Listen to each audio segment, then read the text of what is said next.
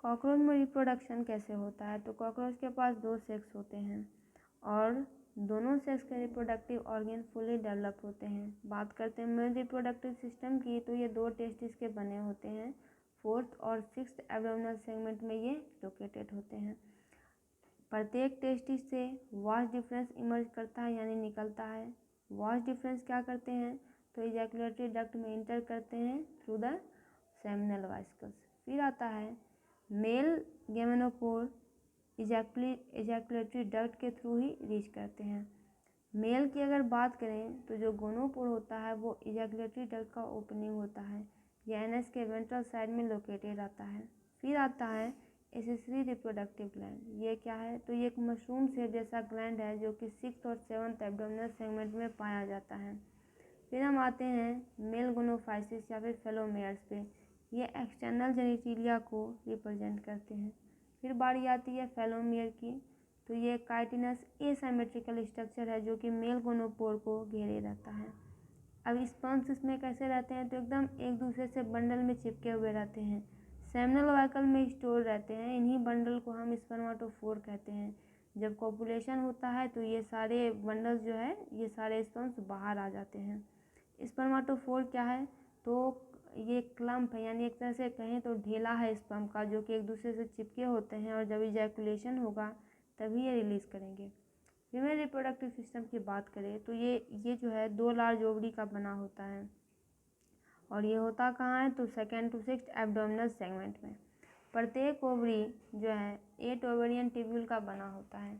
इन्हीं ovarian tubule को ओवेरियोल्स कहते हैं।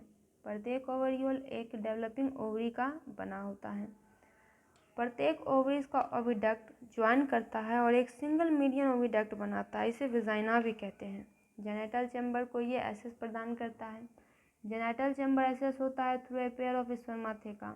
ये आता है 6th सेगमेंट में। फिर आता है स्पर्माथेका क्या है? तो एक फीमेल रिप्रोडक्टिव में ट्रैक्ट में एक थैली लाइक स्ट्रक्चर होती है जो कि स्पर्म को स्टोर करने का काम करती है। इंसेक्ट में तो ये पाई ही जाती है। स्पर्म भी को अब ट्रांसपोर्ट भी होना है फर्टिलाइजेशन के लिए, तो स्पर्माटोफोर में ये होगी। फर्टिलाइज़र एक कैप्सूल में कंटेन रहते हैं जिन्हें ओथेका कहते हैं। फिर ओथेका क्या है? तो ये एक large dark reddish to blackish brown capsule होते हैं जिनकी मेजरमेंट 8 mm होती है। या तो वे लेट डाउन करेंगे या सुटेबल सरफेस से अटैच रहते हैं। सुटेबल सरफेस जो है ये किसी फूड सोर्स से क्लोज रहता है और इसकी ह्यूमिडिटी, रिलेटिव ह्यूमिडिटी काफ़ी हाई होती है। फीमेल कितने ओथेका प्रोड्यूस करती है? तो 9 to 10। प्रत्येक ओथेका जो है 14 से 16 एग कंटेन करता है। प्रत्येक डेवलपमेंट एक पोरोमेटाबोलस प्रोसेस होता है। पोरोमेटाबोलस डेवलपमेंट क्या है? तो एक प्रकार का इनकम्प्लीट मेटामॉर्फोसिस है जिसमें कि निम्फ स्टेज होता है। निम्फ क्या है? तो इनकम्प्लीट मेटामॉर्फोसिस का एक स्टेज होता है कुछ इंसेक्ट्स में जिनमें कि इम्मेच्योर फॉर्म ऐसा लगता है कि ये एडल्ट हो गया है लेकिन उसका साइज कम रहता है। निम्फ एडल्ट में डेवलप करेगा माय मोल्टिंग। निम्फ स्टेज में विंग पैड मौजूद रहते हैं just before the stale stage, but सिर्फ एडल्ट के पास ही विंग होते हैं। बहुत सारे कॉकरोचेस जो होते हैं वो वाइल्ड होते हैं, जंगली होते हैं और इनका कोई इकोनॉमिक इम्पोर्टेंस नहीं होता है। दूसरे होते हैं पेस्ट जो कि फूड को नष्ट कर देते हैं, दूषित कर देते हैं। फिर आता है दूसरे बैक्टीरियल डिजीज़ का जो वेक्टर के रूप में काम करते हैं, डिजीज़ फैलाने का काम करते हैं।